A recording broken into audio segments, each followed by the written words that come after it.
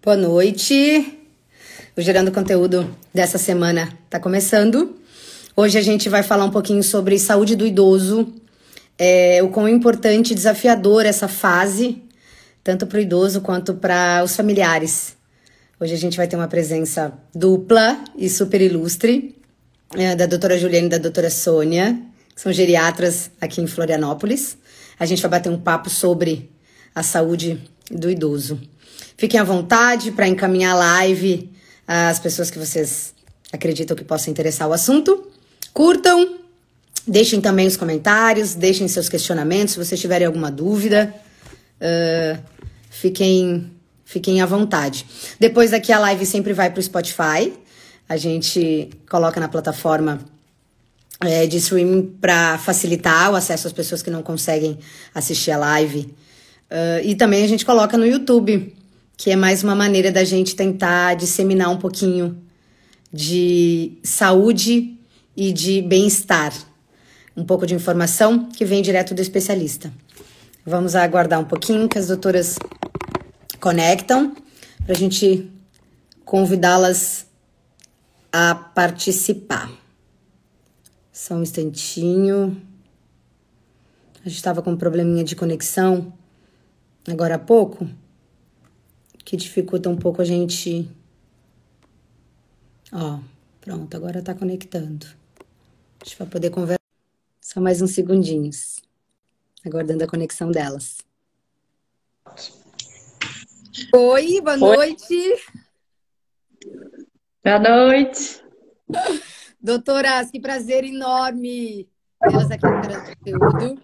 Em dose dupla, que eu achei um bolaço a gente conseguir fazer essa live em dose dupla com vocês. Muito obrigada. A gente que agradece o convite, né, Aline? Bom, gente, esses primeiros boas-vindas que a gente está dando para as doutoras Sônia e a doutora Juliane vai ser assim, juntinhas, de máscara.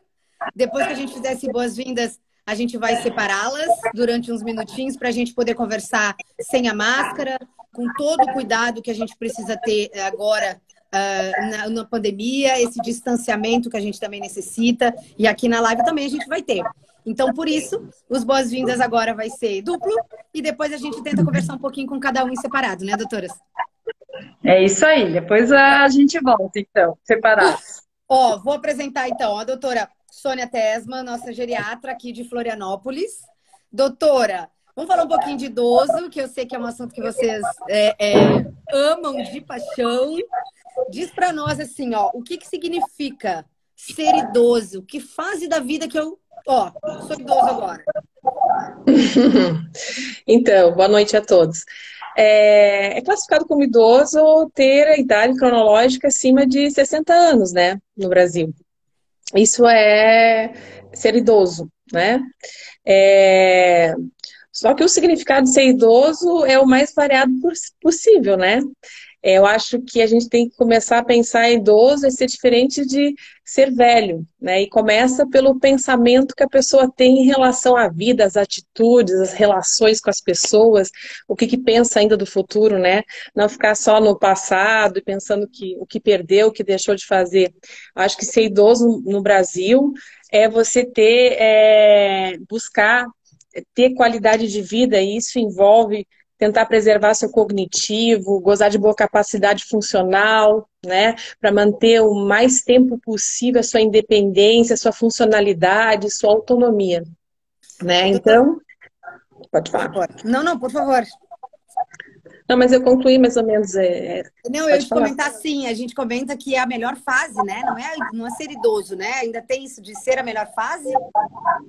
Então, eu particularmente, e percebo isso também no dia a dia com os pacientes no consultório, eu não gosto muito dessa frase assim, a melhor idade é agora, né? ela é a melhor idade quando você pensa que você já viveu várias coisas na vida, que você, quem sabe agora pode ter uma aposentadoria boa, né? Curtir mais os netos, curtir mais, se cuidar mais, né? Mas também ela, às vezes, com o envelhecimento, aumenta mais a prevalência de algumas doenças e a gente tem que ficar mais atento, né? Então, quando chega no consultório, a gente começa a diagnosticar algumas coisas. Ah, que história é essa de melhor fase da vida, né? Uma frase que a gente fala bastante. É a melhor fase em alguns sentidos, mas em outros a gente tem que ficar atento para realmente continuar envelhecendo bem, porque se a gente parar e não fizer nada, daí não vai realmente ser a melhor fase, né? Entendo. E, doutora, quais são esses cuidados que a gente deve ter nessa fase, então? Como é que a gente deve começar a perceber? Eu diria que não só nessa fase, a gente tem que começar hoje, agora, nós aqui, eu e tu, né? Agora pensar no futuro. A gente tem que pensar, chegar lá, a gente tem que ter uma reserva, digo, cognitiva, né? Então, também uma reserva funcional. E isso começa desde já, né? Então, atividade física sempre parece ser uma coisa, um chavão, a gente ficar falando de atividade física, mas é super importante a gente ter esse hábito de se exercitar, fazer exercícios físicos, buscar, assim, desde agora, uma alimentação saudável, fugir de industrializados, ter uma alimentação legal, bacana, pensar todo dia o que eu estou colocando no meu prato, né? Aquela frase também que diz, a gente é o que a gente come, né? E cuidar, desde sempre, pensar assim, em precaução, nas doenças, né, que são mais frequentes, começar a acompanhar, ver se está acontecendo, acompanhar esse processo de envelhecimento dos órgãos, né, tecidos, pensar nas tuas relações psicossociais, tuas relações familiares. Então, não existe nós, a geriatria, nós somos apaixonados pelo processo sistêmico, né? Não, a gente não pensa no paciente como um órgão, uma víscera, alguma... Não tem como. Eu pensar só no coração, esquecer do osso, esquecer da parte psíquica, das relações sociais. Então, a gente vê o paciente como um todo, né? Doutora, e como é que a gente que acompanha o idoso ou que tem um idoso que está, né? Como é que a gente começa a ficar, quando que a gente deve começar a ficar atento a esse idoso que a gente está acompanhando e tem pertinho da gente?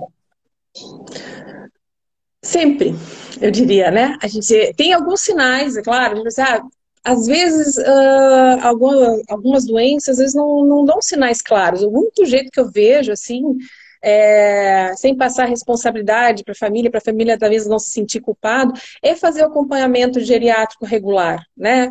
Pô, às vezes o paciente está bem, pode fazer uma consulta a cada 6 meses, ou às vezes até, muitas vezes eu digo para meus pacientes, o ano que vem você volta. Então fazer esse check-up clínico, né? E prestar atenção nos sinais. Qualquer sinal diferente, o organismo dá um sinal. Siga aquele sinal, procure seu médico, converse daquilo. Pode ser uma bobagem, mas pode não ser, né?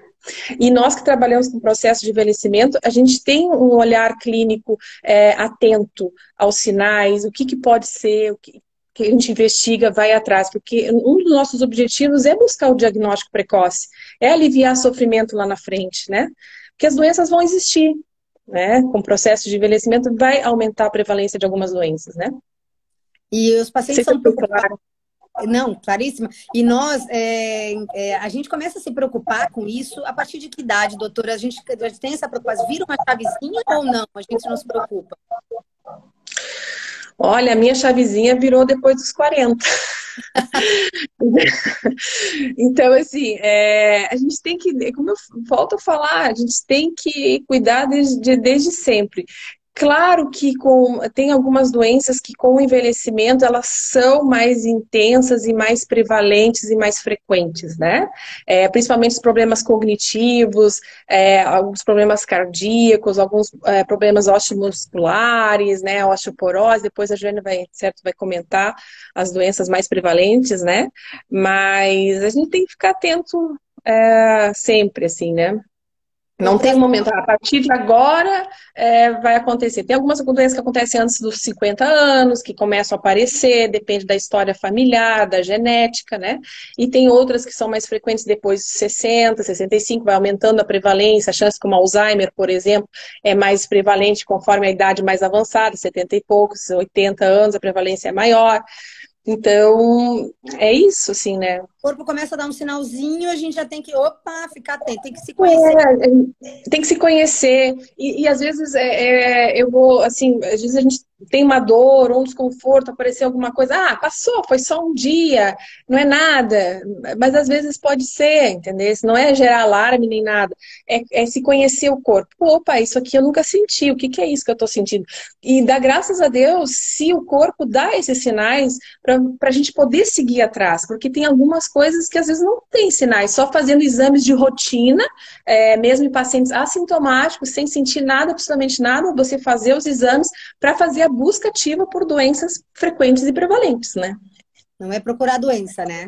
É se cuidar. Não é procurar doença, assim. Eu vou dar um depoimento rápido, assim. Meu pai, por exemplo, teve um dia que ele teve hematúria, que é sangrar na urina. Um dia. Ele me ligou, assim, eu percebi um pouquinho de sangue na urina, tá? E eu moro longe, ele mora lá no Rio Grande do Sul. Se ele não tivesse me ligado, isso há 7, 8 anos atrás, ele tinha 65 anos por aí, não tivesse me ligado, ele disse, pai, vamos fazer o exame para ver o que que é. Tava lá, era um tumorzinho de bexiga. Então, assim, não deixa passar. Qualquer sinal, não deixa passar. Vai atrás. E aí ele tá vivo até hoje, fez tratamento e tá legal. Agora, se ele tiver... E aí ele sangrou uma vez. Ele ficou até fazer o tratamento, levou alguns meses. Ele nunca mais sangrou. Foi aquele dia.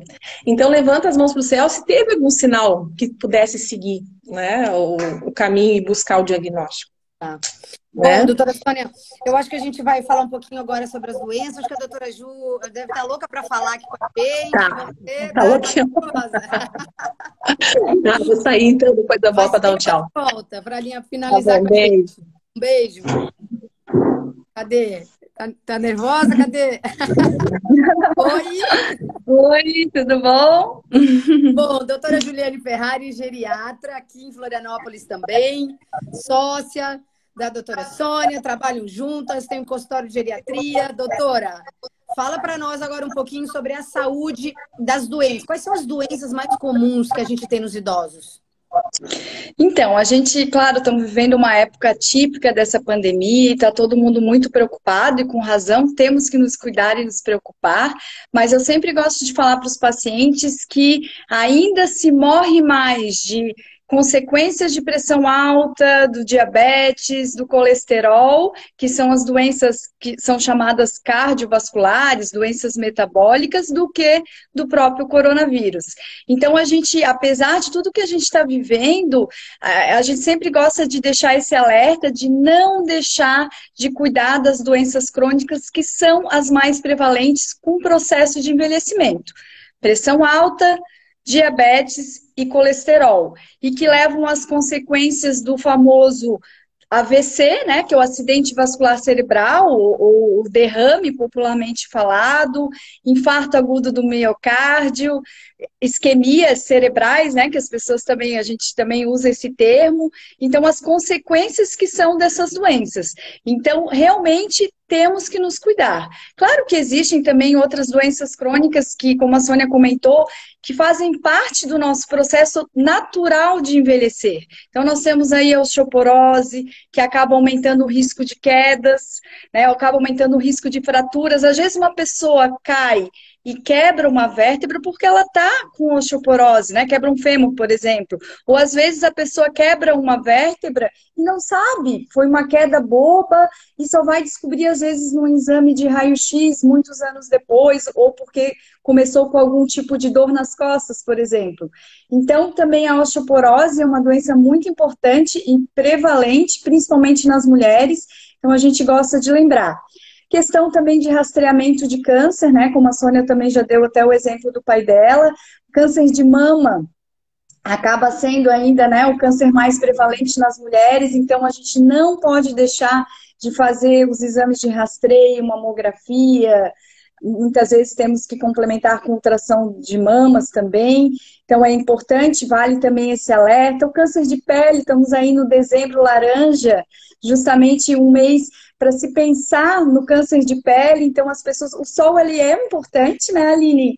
A gente tem que tomar sol, a gente orienta os nossos pacientes a pegarem sol, mas ao mesmo tempo também não podemos ficar expostos ao sol mais do que 10, 15 minutos sem a proteção, sem filtro solar. A gente precisa desses minutos para a gente poder adquirir a vitamina D, que é tão importante, mas ao mesmo tempo a gente também não pode se expor em excesso por causa do risco de câncer de pele, principalmente em área de rosto, né, orelha, nariz, a face mesmo, né?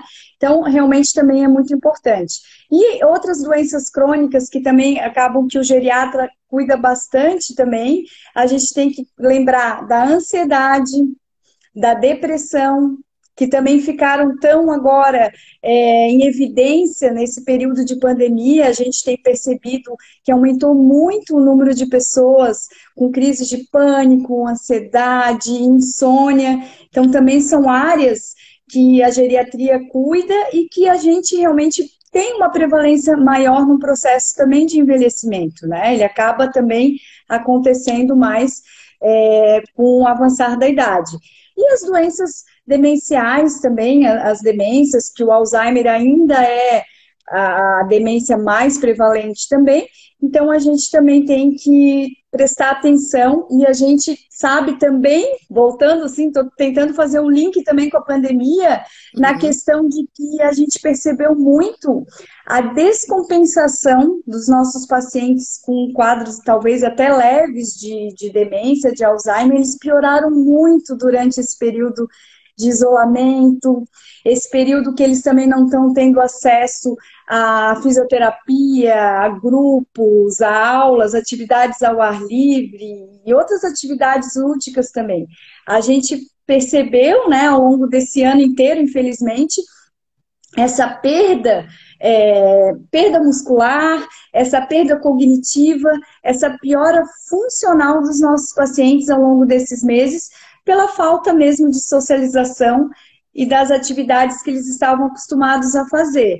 Então, vai também um alerta que a gente sempre comenta também, que a gente tem que ver risco e benefício. Tudo bem, temos que cuidar, mas será que o fisioterapeuta não pode voltar, né, a fazer um atendimento individual na casa daquela pessoa? Será que não pode ir, talvez, num pilates, num estúdio, que seja um atendimento individual também, com todos os cuidados? Será que a pessoa não pode dar uma voltinha, pegar um sol, fazer uns exercícios ao ar livre? Então, assim, com todos os cuidados, claro, que exigem ainda esse momento de muita gravidade, mas a gente também não pode fazer com que isso seja pior do que o próprio coronavírus. A gente, no nosso dia a dia, é o que a gente está sempre assim, tentando mostrar para as famílias que são muito preocupadas e às vezes para os próprios idosos também, que estão muito receosos, que a gente tem que ver, né, colocar na balança os riscos e benefícios, né? Doutora, e é normal essas doenças, vamos falar das doenças crônicas pensando na pandemia. É normal essas doenças, a pessoa que descobre, que percebe, é normal isso acontecer ou não? São pontuais? Realmente uma coisa assim ou não? Muitas das doenças, como a Sônia comentou, elas são descobertas quando a gente faz os exames. Tanto exames complementares, exames de sangue, no caso, por exemplo, do diabetes, colesterol, ou uma simples aferição de uma pressão arterial. Então, realmente, se eu ficar um ano inteiro sem ter acesso a exames, sem ter acesso à saúde, vamos dizer assim, né? Pode ser que eu esteja desenvolvendo uma doença crônica e eu não saiba, e que o meu corpo realmente não me deu nenhum sinal.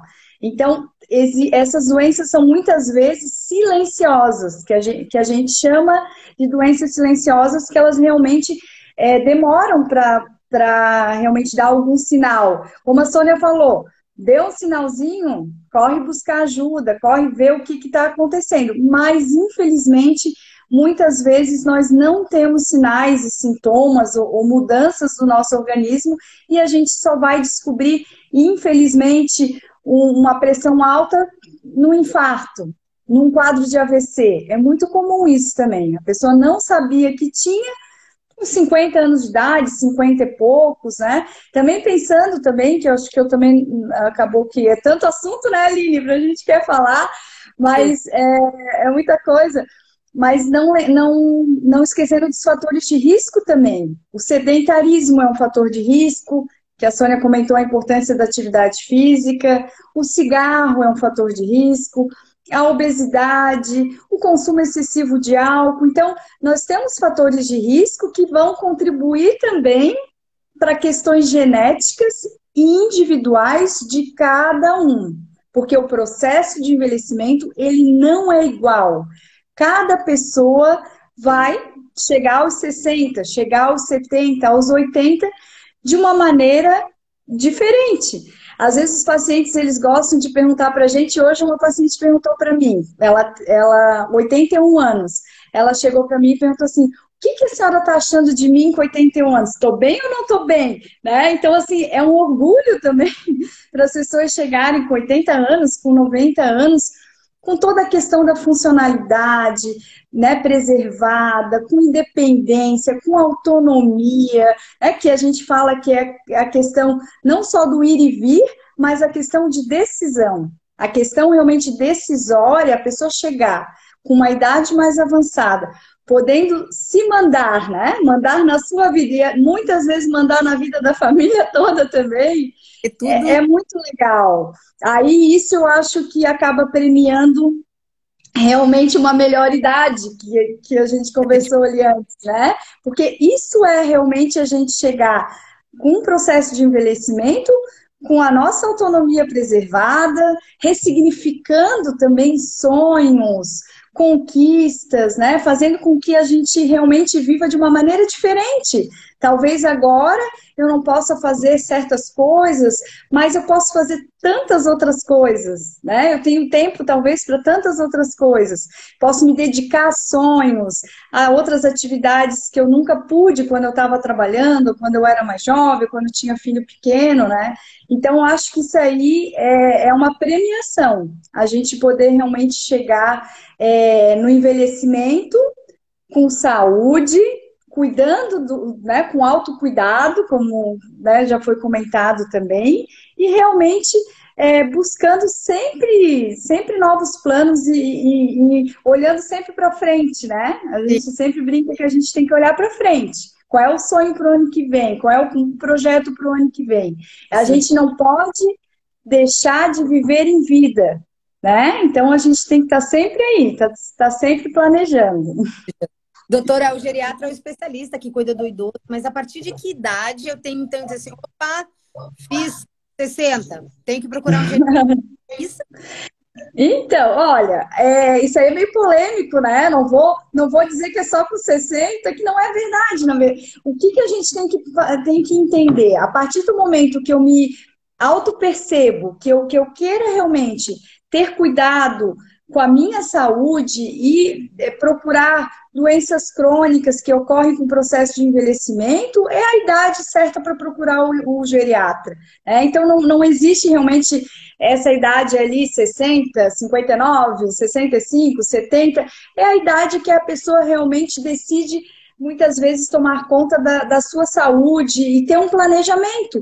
Como a Sônia também falou, não tem necessidade, às vezes, de consultar todo mês. Então, às vezes, a pessoa pode ir uma vez por ano. Tem pessoas, claro, com grau de fragilidade maior número de doenças ou condições clínicas, se exige que se consulte a cada 3, 4 meses, 6 meses, né? Então, isso vai depender muito de cada um. Mas a idade certa, eu acho que é a idade que realmente a pessoa despertar esse autocuidado. Aceito a tua resposta, sem polêmica. Doutora, tu falou um pouquinho da pandemia, mas só para a gente tentar, né, trazer um pouco mais de conforto ou uma dica para a pandemia para o idoso. O que a gente pode fazer para tentar melhorar a qualidade de vida do nosso idoso?